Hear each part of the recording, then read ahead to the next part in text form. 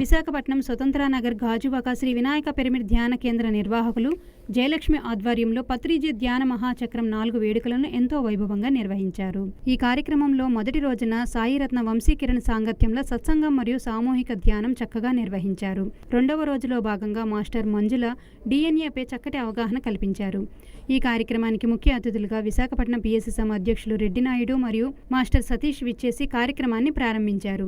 అనంతరం చిన్నారులు తమ నృత్య ప్రదర్శనతో ధ్యానులను ఎంతగానో అలరించారు. బుద్ధి యోగము, కరుణ యోగము, ధర్మ యోగము, 3 యోగాలు. అందులో మొదటిది బుద్ధి యోగం. బుద్ధి యోగంగా మారాలి. బుద్ధి ఉంది, మనందరికీ బుద్ధి ఉంది, కానీ యోగంగా మారాలి. పత్రిక తన ఫిలాసఫీలో, ఇన్ఫర్మేషన్ లో మన అదృష్టం మీడియా ఉంది. ఈ రోజుల్లో టెక్నాలజీ ఉంది కాబట్టి అన్ని దొరుకుతున్నాయి. పత్రికలు అన్ని పాటల రూపంలో, చిన్న చిన్న వాక్యాల రూపంలో, తులసీదళం పుస్తకం రూపంలో ఇలాగ అన్ని చోట్ల ఇచ్చేసాడు. మనం పట్టుకోవడమే మన పని.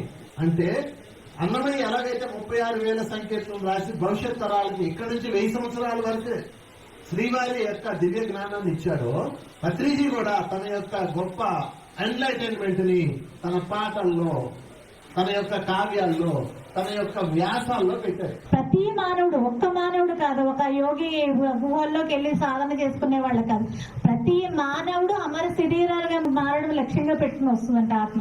కానీ మనం లక్ష్యం పెట్టుకున్నాం కదా, కానీ ఈ భూమి మీదకి వచ్చిన తర్వాత మర్చిపోయాము.